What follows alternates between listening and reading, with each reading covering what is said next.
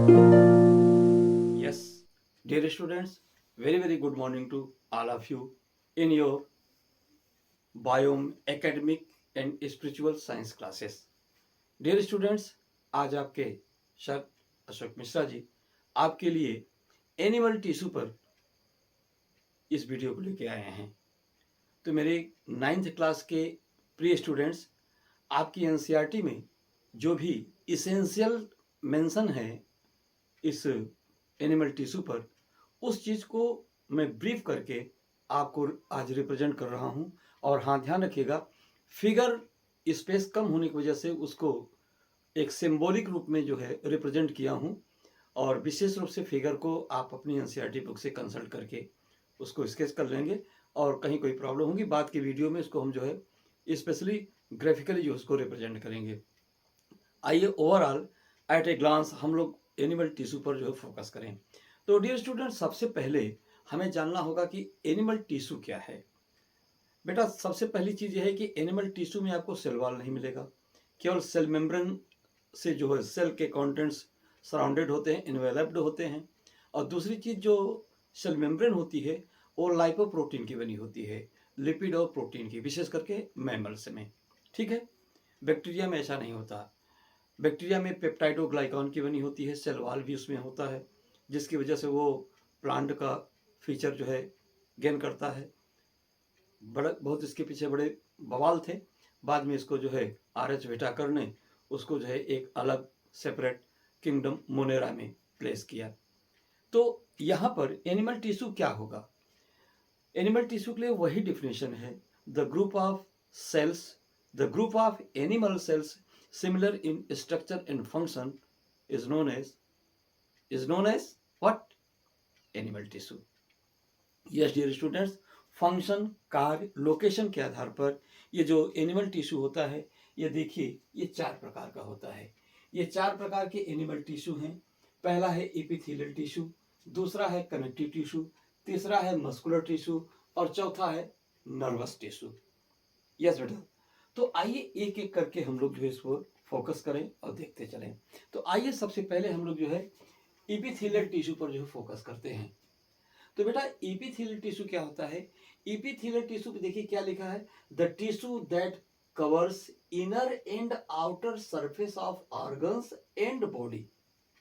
ठीक है, हमारी बॉडी के जो आउटर सरफेस कवरिंग है वो एपिथेलियल टिश्यू के द्वारा है। हमारी बॉडी के अंदर जो टिश्यू से बने हुए आर्गन हैं, आर्गन के भी आउटर लेयर और इनर लेयर इसी एपिथेलियल टिश्यू से ही बने होते हैं। ठीक है, तो सबसे पहले जैसा कि अगर इसके फंक्शन के बारे में फोकस किया जाए तो क्लियर है कि एनिमल एपिथेलियल टिश्यू क्या करता है, ये बॉडी के इनर पार्ट्स को या आर्गन के इनर पार्ट्स को क्या करता है, प्रोटेक्ट करता है, उसकी रक्षा करता है। ठीक, आइए अब एपिथेलियल टिश्यू के टाइप्स के बारे में जानें। तो एपिथेलियल जो टिश्यू होता है, ये अगर हम देखना चाहें इसके लिए एक छोटा सा फार्मूला हम बना सकते हैं जिससे कि मिस न करें। क्या होगा? यस सी सी सी जी, यस 3C और जी, ये एपिथेलियल टिश्यू के टाइप्स के क्या है, नाम है। यस क्या है? Squamous epithelial tissue. सी क्या है? Cuboidal epithelial tissue. अगला सी है कोलुमनर एपिथेलियल टिश्यू, और अगला सी, थर्ड सी है सिलिएटेड एपिथेलियल टिश्यू, और जी फॉर ग्लैंडुलर एपिथेलियल टिश्यू। ठीक, तो ये जो स्क्वेमस एपिथेलियल टिश्यू होता है बेटा, ध्यान रखना, यहाँ पे एक हमारी एनसीईआरटी में जो फिगर दिया है उसका एक हमने एक हल्का सा सिंबॉलिक रिप्रेजेंटेशन यहाँ किया है। ये एपिथेलियल टिश्यू है, ये देख रहे हैं। तो ये क्या होता है, एपिथेलियल टिश्यू ऐसे होते हैं जैसे कि हम लोग अपने फ्लोर पर टाइल्स को सेट करते हैं, पतले पतले चपटे डिस्क के आकार के टाइल्स होते हैं, और उसको उसके एक टाइल्स को दूसरे टाइल्स से जिस प्रकार से हम लोग अटैच करके पूरा फर्श को ढकते हैं, सेम यही कंडीशन होती है। ये जो स्क्वेमस एपिथेलियल होते हैं ये आपस में एक दूसरे से अटैच होकर के उसको रिकवर करते हैं, कवर करते हैं। एपिथेलियल टिश्यू का कैरेक्टर क्या होगा? सबसे पहली चीज, सिंपलेस्ट, संरचना में सबसे सरल आसान स्ट्रक्चर होता है। सिंगल लेयर्ड, एक स्तरीय होता है। यह एक ही लेयर से मिलकर बना होता है, single layer and flat disc like structure. Flat चपटा डिस्क के आकार की ये संरचना होती है। इसके अकरेंस के बारे में अगर हम जानना चाहें तो इसका अकरेंस क्या होता है, on lining of nasal passage. ये जो नासिका है, नासिका का जो इनर लेयर है, उसका जो इनर लेयर है वो इस प्रकार के स्क्वेमस एपिथेलियल टिश्यू से बना होता है। ठीक, और इसके बाद अब आता है क्यूबॉइडल एपिथेलियल टिश्यू। तो ये जो क्यूबॉइडल एपिथेलियल टिश्यू है, ये क्यूबॉइडल एपिथेलियल क्या होता है, ये क्यूब के आकार की इसकी स्ट्रक्चर होती है, यानी क्यूब के आकार की कोशिकाओं से मिलकर के बना हुआ जो टिश्यू होता है, सेल से मिलकर बना हुआ जो टिश्यू होता है वो क्यूबॉइडल टिश्यू होता है। और क्यूबॉइडल टिश्यू का यहाँ पर सिंबॉलिक स्ट्रक्चर यहाँ दिखाई दे रहा है। यहाँ बेस है, बेसमेंट है, मेम्ब्रेन, और इसके ऊपर ये सब क्यूब के आकार की जो है सेल्स का ग्रुप लगा हुआ है। अगर आप देखना चाहें इसमें से किसी एक सेल को अगर आप बाहर निकालें तो एक सेल जो है ये इस प्रकार से टोटल क्यूब के आकार की स्ट्रक्चर में जो है ये आपको दिखाई पड़ेगा। तो ये आपके क्यूब के आकार की स्ट्रक्चर हो गई। ठीक, ये क्यूब के आकार की स्ट्रक्चर हो गई। इसी प्रकार से अगर फ्री कंडीशन में अगर आप देखेंगे एक सेल को निकाल करके तो उसका हेक्सागोनल स्ट्रक्चर दिखाई पड़ता है, और अगर एक साथ देखेंगे टिश्यू फॉर्म अगर इसको देखेंगे तो ये क्या होता है, ये क्यूब के आकार की संरचना दिखाई पड़ती है। तो क्यूब, इसका कैरेक्टरिस्टिक फीचर क्या हुआ, ये इस टिश्यू के सेल्स क्या होते हैं, क्यूब लाइक होते हैं इन वर्टिकल पोजीशन। अगर वर्टिकल पोजीशन में है तो क्यूब के आकार का दिखेगा, but hexagonal in free position, अगर फ्री पोजीशन हुआ तो ये हेक्सागोन खटकोणी रचना के रूप में दिखाई पड़ेगा। अकर्स इन किडनी, इस प्रकार के टिश्यू जो है किडनी में पाए जाते हैं। ठीक, अगला है कोलुमनर एपिथेलियल टिश्यू। तो कोलुमनर का मतलब होता है ऐसा टिश्यू जो कॉलम, स्तंभ या पिलर, खंभे के आकार का होता है, उसे कोलुमनर एपिथेलियल टिश्यू कहते हैं। जैसा कि आप देख रहे हैं, ये जो स्ट्रक्चर देख रहे हैं ये काफी कॉम्प्लेक्स स्ट्रक्चर है। अगर इसका सेग्रीगेट अलग से सिंपल स्ट्रक्चर अगर आप देखना चाहें तो इस प्रकार से ये पिलर लाइक जो सेल्स हैं, ये पिलर लाइक सेल्स से मिलकर के बना हुआ टिश्यू क्या कहता है, ये कोलुमनर एपिथेलियल टिश्यू कहलाता है। इसके न्यूक्लियस है और ये पिलर या खंभे का आकार के एक सेल अगर निकाल के अलग से देखेंगे तो इस प्रकार से दिखाई पड़ेगा। ठीक है, इस प्रकार का टिश्यू आपने प्लांट में भी देखा होगा। प्लांट के लीफ में जो पैलिसेड टिश्यू होता है उसके सेल्स भी करीब इसी प्रकार से होते हैं। तो ये जो है कोलुमनर एपिथेलियल टिश्यू है। इसका कैरेक्टरिस्टिक फीचर क्या है कि इस टिश्यू के जो सेल होते हैं वो पिलर या कॉलम के लाइक होते हैं, और यह occurs in intestine and gall bladder. Yes बेटा, पित्ताशय, लीवर के अंदर जो पित्ताशय होता है जो कि बाइल जूस को कलेक्ट करता है, formed by liver cells. Liver cells के द्वारा जो बाइल बनाया जाता है उसको ये जो गॉल ब्लैडर है उसको कलेक्ट करता है। तो उसकी जो लेयरिंग होती है वह इस प्रकार के कोलुमनर एपिथेलियल टिश्यू से बना होता है। साथ ही साथ इंटेस्टाइन, इंटेस्टाइन की जो क्या होता है, इंटेस्टाइन का जो आउटर और इनर लेयर होता है वो भी इस प्रकार से आपके कोलुमनर एपिथेलियल का ही बना होता है। अब आइए सिलिएटेड एपिथेलियल टिश्यू के बारे में देखा जाए तो बेटा यहाँ पे कुछ विशेष नहीं है। सिलिएटेड एपिथेलियल में क्या होते हैं, इसके सेल्स या तो क्यूब के आकार के होते हैं या तो पिलर के आकार के या कॉलम के आकार के होते हैं। इसीलिए जो सिलिएटेड एपिथेलियल टिश्यू होता है वह कोलुमनर भी होता है और क्यूबॉइडल भी होता है। फर्क क्या होता है कि अगर वो कोलुमनर है तो उसके ऊपर अगर फिंगर लाइक प्रोजेक्शंस निकले हुए हैं, इसी को सिलिया कहते हैं। अगर क्यूब के ऊपर से निकले हैं तो ये क्यूबॉइडल सिलिएटेड एपिथेलियम टिश्यू हो जाएगा, और अगर कोलुमनर एपिथेलियल टिश्यू सेल से अगर निकले हैं तो ये ciliated columnar ciliated epithelial tissue हो जाएगा। इसमें जो प्रोजेक्शंस निकले हैं उसको सिलिया कहते हैं। लेकिन ये पाया कहा जाता है, it occurs in fallopian tube. Fallopian tube क्या है, फैलोपियन ट्यूब वो है जो फीमेल के अट्रस के दोनों साइड में निकला होता है ट्यूब। ठीक है, और जो आगे क्या करता है, ओवरी को पकड़े रहता है। अगर आप कल्पना कीजिए, सपोज ये एक ओवरी है, ये एक ओवरी है, ठीक, और ये मेरा जो मिडिल पोर्शन है, जो ये क्या है, चेस्ट है, ये इस चेस्ट को आप मान लीजिए ये अट्रस का फॉर्म है, ठीक है, ये अट्रस है, यहाँ से यहाँ तक पोर्शन अट्रस है, और यहाँ से जो हैंड्स निकले हैं इसी प्रकार से क्या होते हैं, ये फेलोपियन ट्यूब होते हैं। अब आगे जाकर के ये क्या करते हैं, ओवरी को पकड़े रहते हैं, ओवरी ओवरी। ये जो फिंगर लाइक प्रोजेक्शन निकले हैं, फिंगर है ना, ये फिमरी कहलाते हैं, फिमरी, इन्फंडिबुलम, एम्पुला, एस्थमस, ये पूरा पोर्शन क्या होता है, ये फेलोपियन ट्यूब का है। तो दो होते हैं, दो पेयर में, इधर भी इधर भी, ठीक है। तो इसकी जो लेयर होती है वो किसकी बनी होती है, वो किसकी बनी होगी, वो सिलिएटेड एपिथेलियल की बनी होती है, ठीक है।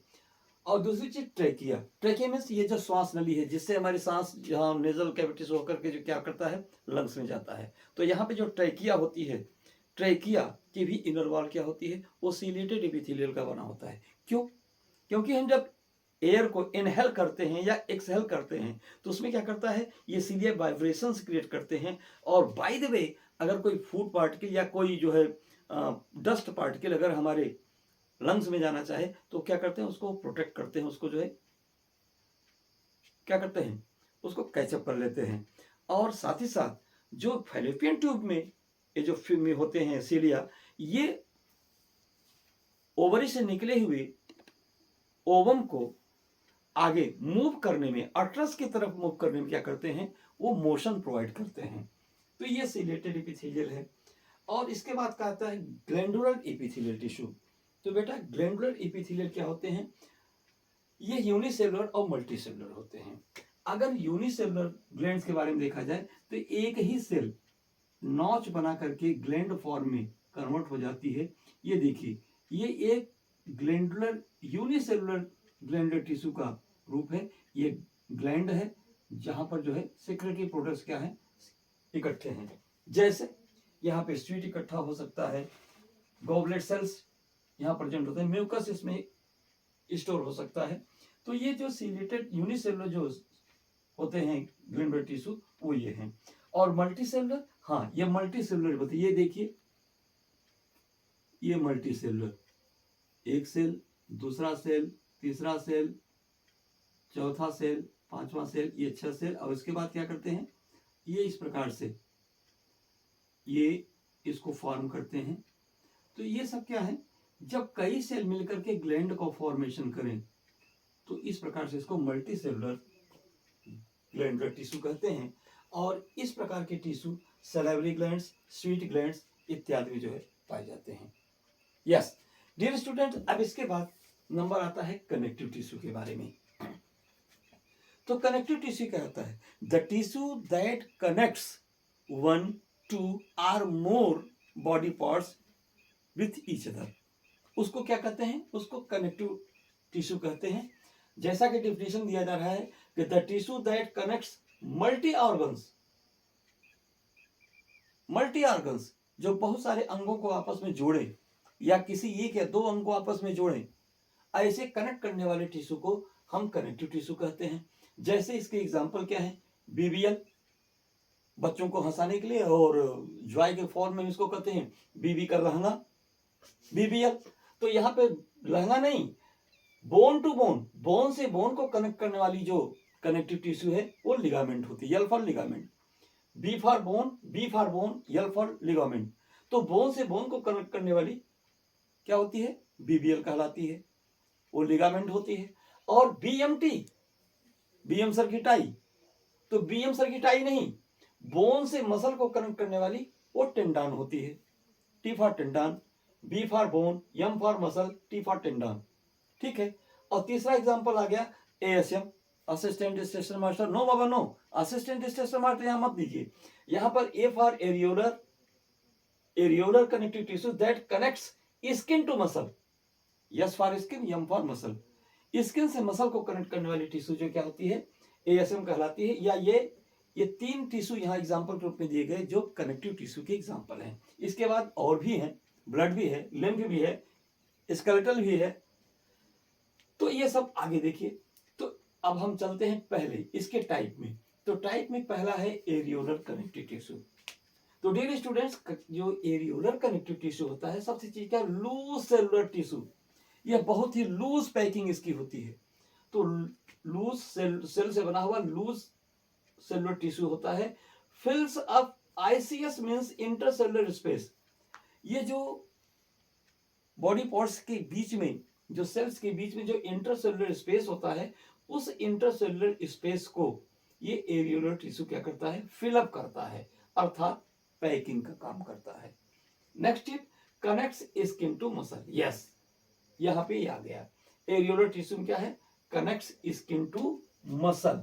इसी को हम लोगों ने शॉर्ट फॉर्म लिखा था ASM।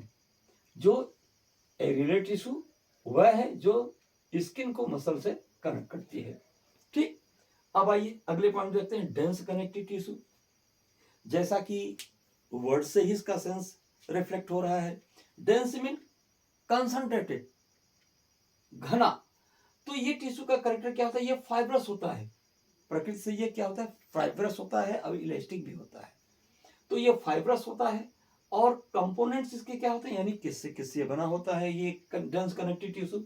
यहाँ पर लिगामेंट, ये लिगामेंट और टेंडन इस डेंस कनेक्टिव टिश्यू के दो एग्जाम्पल हैं। यहाँ पे जो लिगामेंट है, जैसा कि ऊपर भी बताया गया, BBL, तो बोन से मसल को जोड़ने वाला काम लिगामेंट करता है। और BMT यानी tendon, that connects bone to muscle. Bone से बोन को कनेक्ट करने वाली लिगामेंट और बोन से मसल को कनेक्ट करने वाली टेंडन होती है। ठीक, अब आइए नेक्स्ट है एडिपोज कनेक्टिव टिश्यू। तो एडिपोज कनेक्टिव टिश्यू क्या होता है, आपने देखा होगा ना, जो बहुत आदमी खाता है, काम कम करता है और आराम ज्यादा करता है, अक्सर आपने उसके मोटापा को बढ़ते हुए देखा होगा। ऐसा क्यों होता है, जानने की कोशिश करेंगे। एक्चुअली क्या होता है कि जब हमारी बॉडी में कार्बोहाइड्रेट की मात्रा हमारी जरूरत से ज्यादा हो जाती है, तो हमारे पैंक्रियाज के बीटा सेल से सिक्रीट होने वाला इंसुलिन हार्मोन एडिपोज टिश्यू में ब्लड से शुगर को निकाल करके ले जाकर के एडिपोज टिश्यू में ग्लाइकोजन के फॉर्म में स्टोर कर देता है, जिसकी वजह से वो क्या होता है, वो उसकी साइज बढ़ने लगती है। साथ ही साथ यह एक नेचर का जो फैट का स्टोरेज होता है वो उसमें एडिपोज टिश्यू में होता है। तो इसकी वजह से क्या होता है, वो मोटा हो जाता है। वो स्किन के नीचे इसकी लेयरिंग होती है, तो इसकी वजह से क्या होता है, मोटापा बढ़ जाती है। ठीक है, तो एडिपोज टिश्यू का अगर करेक्टर हम देखें तो फिगर में इसको जाकर के एनसीईआरटी बुक में इसका फिगर देख लीजिएगा। ये एडिपोज टिश्यू स्ट्रक्चर से ओवल या राउंड होता है और and filled with fat globules. इसके अंदर क्या होते हैं, फैट की गोलिकाएं भरी होती हैं और यह फैट को स्टोर करता है and acts as insulator and regulates temperature. Yes, अभी तो एक करेक्टर आपने जाना, दूसरा करेक्टर क्या कीजिए, ये जो एडिपोज टिश्यू है ये इंसुलेटर का काम करता है। किसका इंसुलेशन, ये टेम्परेचर का, टेम्परेचर का इंसुलेटर का काम करता है। ये कैसे करता है कि इसके आर पार टेम्परेचर बाट नहीं, एक क्रॉस नहीं कर सकती, तो इसलिए क्या करता है, ये बॉडी टेम्परेचर को रेगुलेट करता है। आपने फील किया होगा कि जो लोग ज्यादा हेल्दी, मोटे तगड़े होते हैं, जिसमें एडिपोज टिश्यू ज्यादा डेवलप होता है, जनरली उनके बॉडी का टेम्परेचर, उनका हीट लॉस बहुत कम होता है।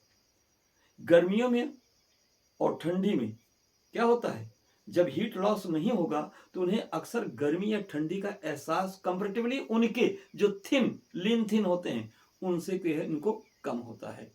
ठीक है, आपने देखा होगा रेल में जो उसके ब्लबर सेल टिश्यू होती है वो भी क्या करता है, वो हीट लॉस को रोकती है। तो ये एडिपोज टिश्यू की ये फंक्शन हुए। अब आइए fluid connective tissue. Fluid connective tissue means the tissue that is in liquid form by the nature. ऐसे टिश्यू जो प्रकृति से क्या होते हैं, तरल की अवस्था में होते हैं, उनको फ्लूइड कनेक्टिव टिश्यू कहते हैं। कनेक्टिव टिश्यू, अरे वाह वाह, ब्लड ही तो है, लिम्ब भी तो है, जो मल्टी ऑर्गन्स को इंटरकनेक्ट करती है। और तो इसमें एक आता है आपका ब्लड। ब्लड में क्या होता है, ब्लड में एक बेस होता है जिसको सीरम कहते हैं। सीरम में आरबीसी, डब्ल्यूबीसी और प्लेटलेट्स क्या होते हैं, मिक्स होते हैं। तो इस कंटेंट से मिक्स वाले जो लिक्विड को ब्लड कहते हैं, ब्लड हमेशा आर्टरी वेन में फ्लो करता है, ठीक है। और दूसरा लिक्विड है लिम्फ। लिम्फ क्या होता है? लिम्फ एक क्लियर मटेरियल होता है जो लिम्फ वेसल्स में क्या करता है? सर्कुलेट करता है। तो लिम्फ के लिए लिम्फेटिक सिस्टम होता है और ब्लड के लिए ब्लड सर्कुलेटरी सिस्टम होता है, जिसके थ्रू ये जो है बॉडी में फ्लो करते हैं। इसके साथ ही साथ ये तो मेन चीज हो गया, ब्लड में एंटीजन और एंटीबॉडी भी होते हैं जो ब्लड में जाकर के ह्यूमरल और सेल मेडिएटेड इम्यूनिटी को प्रोवाइड करते हैं। आगे देखिए लिम्फ क्या होता है। लिम्फ क्या करता है? ये सर्कुलेट करके इसमें भी मोर ओवर डब्ल्यूबीसी की मात्रा ही ज्यादा, इसमें आरबीसी नहीं होते। इसमें क्लियर फ्लूइड होता है, इसमें आपको डब्ल्यूबीसी मिलेगा, डब्ल्यूबीसी मिलता है और हार्मोन्स मिलेंगे। ये सब जाके क्या करते हैं? बॉडी में जो इम्यूनिटी सिस्टम है उसको एनहेंस करती है फ्लूइड, ठीक है। तो इसके बाद अब नंबर आता है स्केलेटल कनेक्टिव टिश्यू। तो ये जो स्केलेटल कनेक्टिव टिश्यू होता है बेटा, ये दो होता है। Skeletal connective tissue, the tissue that forms, that provides body frame infrastructure to body, that hard calcified structure is known as bone. तो बोन के करेक्टर क्या है और दूसरा क्या है? कार्टिलेज। बोन और कार्टिलेज, अस्थि और उपास्थि, ये दो स्केलेटल कनेक्टिव टिश्यू के रूप में जाने जाते हैं। बोन के बारे में अगर हम देखें तो बोन नेचर से हार्ड होता है। बोन में बोन मैरो होती है जिसमें आरबीसी का फॉर्मेशन होता है, डब्ल्यूबीसी का फॉर्मेशन होता है और बोन में ये प्रेजेंट होती है। साथ ही साथ बोन का फॉर्मेशन ऑस्टियोसाइट्स नामक सेल्स के द्वारा होता है, यानी बोन को बनाने वाली सेल क्या होती हैं? ऑस्टियोसाइट कहलाती हैं। और बोन के मैट्रिक्स में प्रोटीन और मिनरल्स प्रेजेंट होते हैं। साथ ही साथ बोन क्या करता है? बॉडी को शेप प्रोवाइड करता है, ठीक। इसी के साथ जब हम कार्टिलेज पर फोकस करते हैं तो कार्टिलेज से क्या जानकारी मिलती है कि कार्टिलेज नेचर से सॉफ्ट होता है, इसमें बोन मैरो अब्सेंट होता है। पहला डिफरेंस, बोन से डिफरेंस हम लोग बाद में देख लेंगे। तो सॉफ्ट होता है, बोन मैरो इसमें एब्सेंट होता है। ये कॉन्ड्रियोसाइट नामक सेल से मिलकर बना होता है, इसमें प्रोटीन प्रेजेंट होता है and provides flexibility to body. Body को या जिस आर्गन में प्रेजेंट होगा उसको फ्लेक्सिबिलिटी प्रोवाइड करता है। ध्यान रखिएगा, ये कान है ना, पिन्ना पिन्ना, ये जो है कार्टिलेज से मिलकर बना हुआ है, ठीक है। अब देखिए दोनों में डिफरेंस स्टेब्लिश कीजिए। तो बोन हार्ड होता है, कार्टिलेज सॉफ्ट होती है। बोन में बोन मैरो प्रेजेंट होती है लेकिन कार्टिलेज में बोन मैरो एब्सेंट होती है। बोन का फॉर्मेशन ऑस्टियोसाइट्स नामक सेल के द्वारा होता है, जबकि कार्टिलेज का फॉर्मेशन कॉन्ड्रियोसाइट नामक सेल से होता है। बोन के मैट्रिक्स में प्रोटीन और मिनरल्स प्रेजेंट होते हैं, जबकि कार्टिलेज के कार्टेक्स में मैट्रिक्स में केवल प्रोटीन प्रेजेंट होता है और इसमें मिनरल्स एब्सेंट होते हैं। बोन जहां बॉडी को शेप प्रोवाइड करती है, वहीं पे कार्टिलेज बॉडी को फ्लेक्सिबिलिटी प्रोवाइड करती है। यस डियर स्टूडेंट्स, तो इस प्रकार से हम इसके कैरेक्टर भी जान लिए, फीचर भी जान लिए और इसमें दोनों में डिफरेंस भी स्टडी कर लिए, ठीक। That's enough for class 9th standard dear students, don't be worry. आइए अब हम लोग देखते हैं muscular tissue. Muscular tissue, muscular the tissue that frames muscles in our body. तो इसका कैरेक्टरिस्टिक फीचर जानिए। मस्कुलर जो टिश्यू होते हैं responsible for movements. Yes dear students, yes, body में जो भी मूवमेंट होता है वो सारे मूवमेंट हमें मस्कुलर टिश्यू के द्वारा ही प्राप्त होते हैं, ठीक है। Means muscle always provides us movement any direction anywhere. And one thing is also important to you to know this, dear students, movement is also the first essential characteristic feature of livings। जब हम पूछते हैं कि किसी livings का क्या character है, what is the first character through which we can identify, recognise whether this subject is living or non living or dead. जब हमें किसी वस्तु के जिंदा होने, मुर्दा होने की जानकारी लेनी होती है तो उसका टेस्ट हम मूवमेंट से ही लेते हैं। आपने महसूस किया होगा, जब मूवमेंट बॉडी में नहीं होगा तो क्या होगा, डॉक्टर हमको डेड डिक्लेयर कर देते हैं। आपने महसूस किया होगा, जब कभी कोई आदमी होता है, सस्पिशियस कंडीशन होता है whether he is dead or not, doctor आता है, टॉर्च लेकर के आंख आइरिस को देखता है, उस पर फोकस मारता है लाइट से, क्या देखता है, वो आइरिस में मोमेंट देखता है। अगर मोमेंट है तो that individual is alive, otherwise he is dead. Okay, आइए, तो ये मसल के कमाल है। तो muscle is responsible for movement and the muscle units are always parallel arrangement. You can find parallel arrangement between the muscle units, muscle cells. जो muscle के cell होते हैं वो क्या होते हैं, वो एक दूसरे से पैरेलल अरेंजमेंट के द्वारा जो है क्या करते हैं, स्ट्रक्चर फॉर्म करते हैं। और सबसे बड़ी चीज, all muscles constrict, relax word नहीं लिखा गया, फोकस कीजिए शब्द पर। Muscles provides you power of constriction not relaxation. Muscle के ये फंक्शन नहीं है किसी चीज को रिलैक्स करा देना, ये फंक्शन नहीं है। It only provides constriction power. ठीक है, सपोज ये हाथ है ना, ये हाथ कंस्ट्रिक्ट क्यों किया, क्यों मेरे पास आया, इधर की जो मसल है, इधर के मसल को मोटर नर्व्स ने ऑर्डर दिया, इधर के मसल में क्या हुआ, कंस्ट्रिक्शन हुआ, ये मसल कंस्ट्रिक्ट हुआ और हाथ इधर फैल गया। अब फैलाना हो तो इधर का मसल का कोई फंक्शन नहीं है, ये जो नीचे वाली मसल है ये जब कंस्ट्रिक्ट करेगी तो ये क्या हो जाएगा, ये फैल जाएगा। तो इस प्रकार से इस बात को हमेशा ध्यान रखिएगा, हायर लेवल के एग्जाम तक इस बात को फोकस कीजिएगा कि muscle always provides constriction power, never relax power. ये रिलैक्सेशन का पावर नहीं देता, केवल कंस्ट्रिक्शन का पावर प्रोवाइड करता है। और मसल के जो सेल होते हैं वो इलांगेटेड होते हैं और लार्ज इन साइज, तने हुए, लंबे खिंचे हुए होते हैं और बड़े आकार के होते हैं। अब आइए बेटा थोड़ा सा टाइप्स के बारे में हम लोग स्टडी कर लें। तो ये जो मसल होती है 3 प्रकार की होती है। अनस्ट्रिक्टेड, हिंदी में इसको कहते हैं अनैच्छिक पेशी, जिस पर हमारी इच्छाओं का कोई प्रभाव नहीं पड़ता है। दूसरा स्ट्रिएटेड मसल, जिस पर ऐच्छिक पेशी, जिस पर हमारी इच्छाओं का प्रभाव पड़ता है, जिसे हम अपनी इच्छा के अनुसार से क्या करते हैं, कंस्ट्रक्ट कर सकते हैं। और तीसरा है कार्डियक मसल। कार्डियक मसल जो जन्म से लेकर मृत्यु तक इस दिल को धक धक करने लगा कराता रहता है।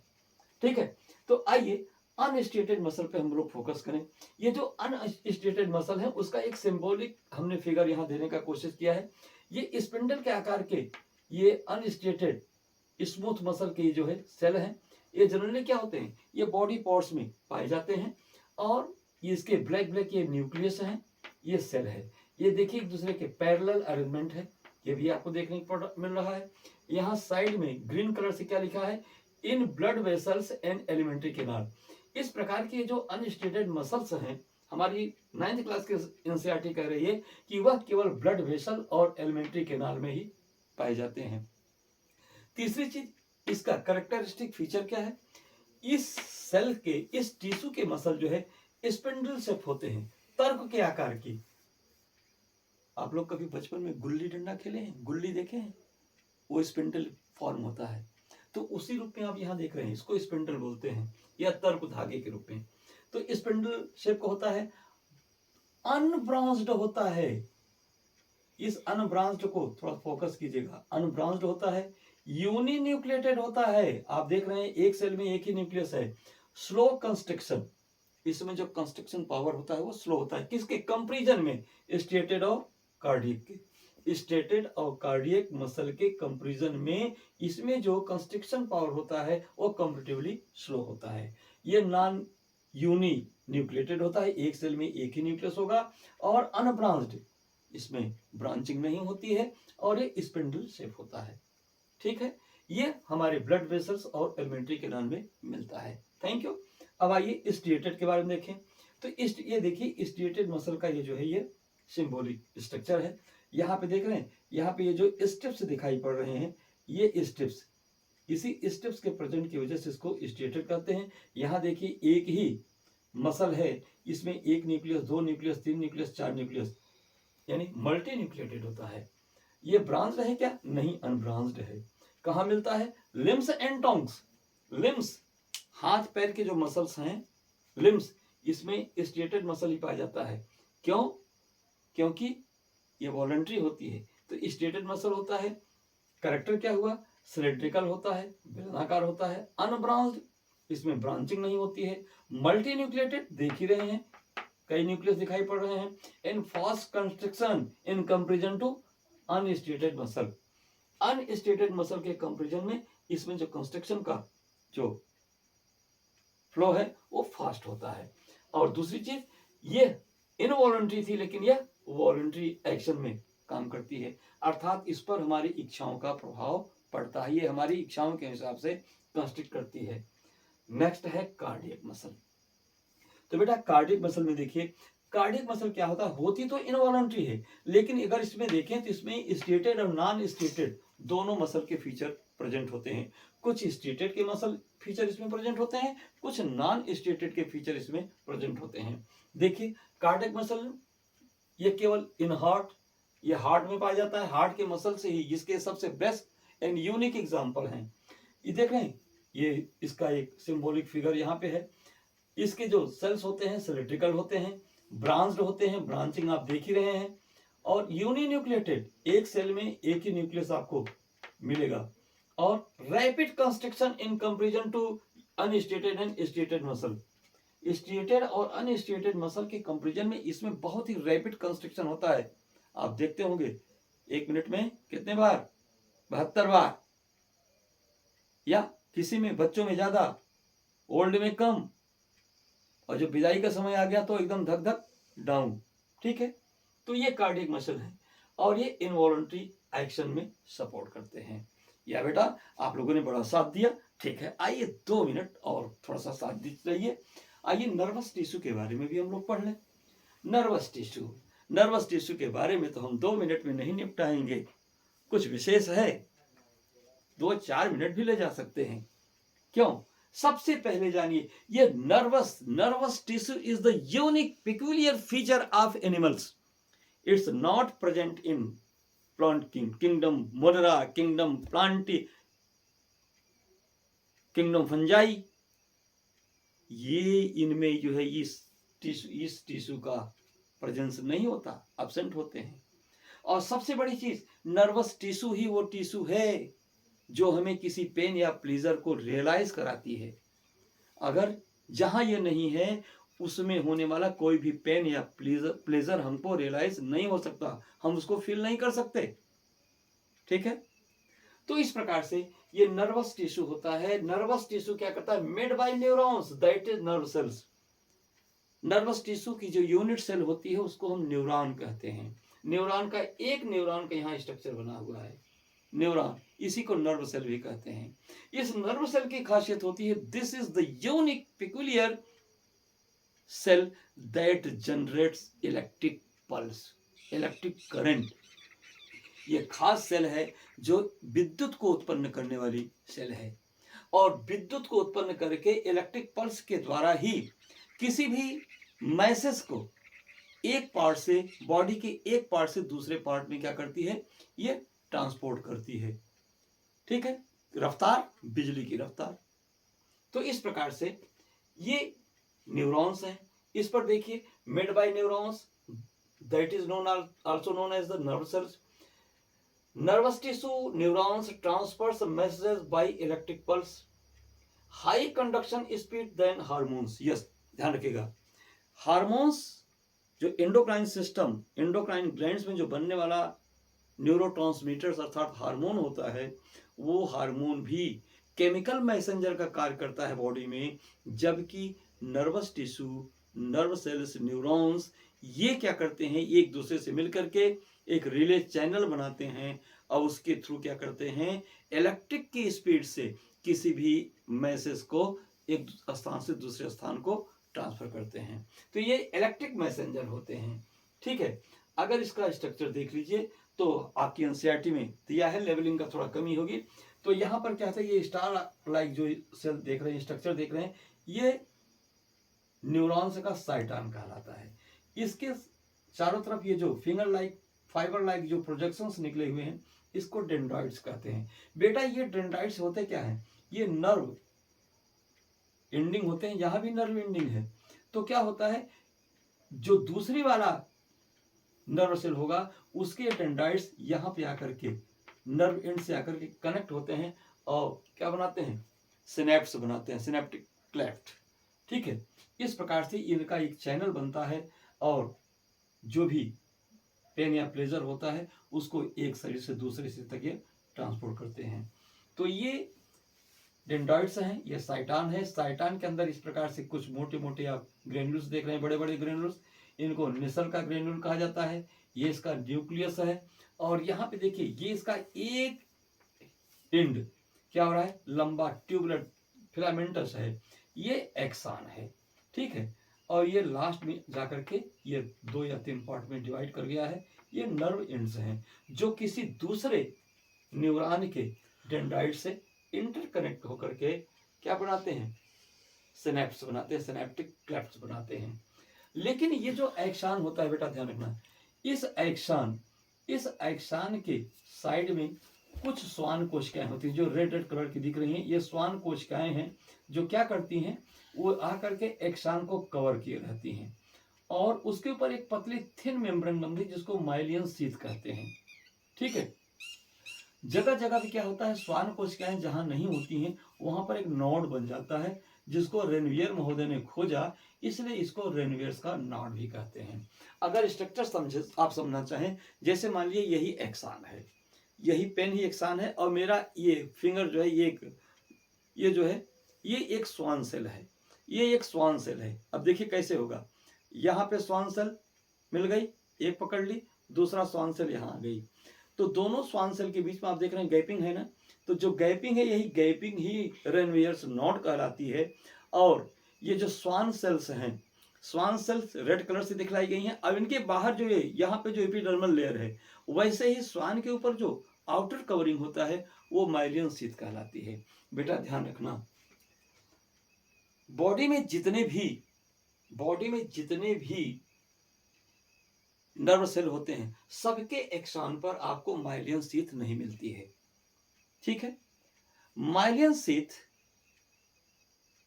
शीथ जिस पर इलेक्ट्रिक इंपल्स इंस्टेंट होता है, क्षणिक होता है, उसमें क्या होते हैं, उसमें माइलियन शीथ नहीं होते हैं और बाकी में जिसको दूर तक ट्रांसपोर्ट कराना होता है ये माइलियन शीथ होते हैं।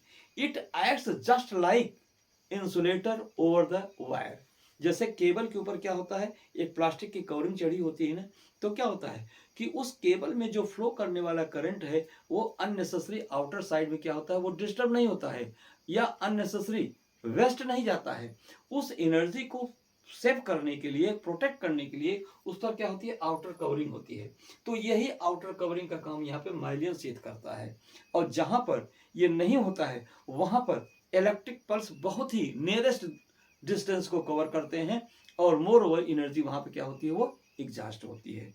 ठीक है, तो डियर स्टूडेंट्स, बाकी आगे की बातें जब आप आइए अगले क्लास में हम आपका स्वागत करने के लिए प्रतीक्षा कर रहे हैं। आप आगे बढ़िए, आगे आइए। और डियर स्टूडेंट्स, बेहतर होगा कि आज आपका इस टिश्यू चैप्टर का ये लास्ट सेगमेंट था, आज आपका ये lesson full and final complete हुआ। इसको आप इसका स्क्रीनशॉट ले लीजिएगा, में मन लगा के पढ़िएगा, एग्जाम आपका वेट कर रहा है। आप जाइए फेस कीजिए और बेहतर ढंग से कीजिए। Do the best to be the best. या dear students, once again goodbye to all of you and also please have a screenshot of this. Thank you.